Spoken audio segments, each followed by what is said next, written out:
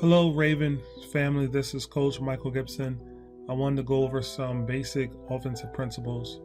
This season, what we want our line to do is pretty much block the person in front of them. What I have displayed on this side of the ball is a 4-3 defense. This is how we will be lining up in this freshman division.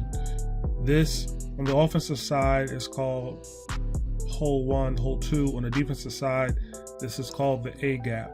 And then this is the B gap, this is the B gap, C gap, and I'll go through that later. But the point I wanted to make is that in our league, the defense cannot line up in this gap right here. You must be on the guard, and that is just for the safety of our center. This middle linebacker or linebacker position has to be 5 yards off the ball. The defense has the option to bring the outside linebackers. They can kind of bring them down. They can bring them wide. But the middle linebacker, anybody inside of what we call the tackle box, his left tackle, right tackle, must be 5 yards off the ball. So if he's inside of here, he got to be 5 yards off the ball. But if we put him out here, he can be a little closer to the line. So it's really dependent on how, the defense wants to call. The purpose of this video is just kind of go over some offensive fundamental blocking schemes. What we want our athletes to do is have the left guard, pretty much block the defensive tackle in front of him, the left tackle to block the DE or the defensive lineman in front of him, and we want the left tight end to block the outside linebacker. Now, depending on the play and what we're calling, we will have the center block a different person. But traditionally, because the center is left unguarded, depending on how strong this defensive tackle is, because they will try to pursue what we call the A gap or the one hole, we will either have the center go after the middle linebacker, and if we have the center go after the middle linebacker, we'll use whatever running back is not in the play normally to try to plug and see who's coming through to get that person on defense trying to get to our quarterback. If we do not have the center blocking the middle linebacker, most likely we will have the center blocking this defensive tackle, and again have this running back hit the middle linebacker. But our pretty basic blocking scheme is block the man in front of you.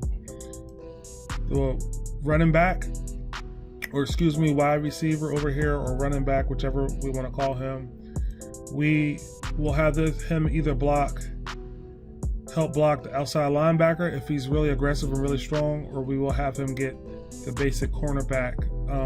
A lot of times this running back or wide receiver will be going out for a pass, but our fundamental scheme will be to block the person in front of you. So if this outside linebacker on defense kind of comes down here on the outside, if he's outside of him, we want to kind of push him that way to block. Or if he's inside of here, we'll try to call a play where this offensive lineman begins to push him that way. But again, simple fundamental blocking principle. What we're trying to teach our athletes is just have them literally block the person in front of them. As we go for a sweep, if we're going for a sweep and the play is going this direction, what generally we want to have happen is, because the play is going in this motion, we want to try to have our linemen block this direction. This guy will kind of block this direction. That's kind of like how we want to have them push. If we're running our dives and our power plays, we literally just want them kind of pushing the guy in front of them to push him out of the way. Football is a sport of pushing, pulling, hitting, blocking, and tackling.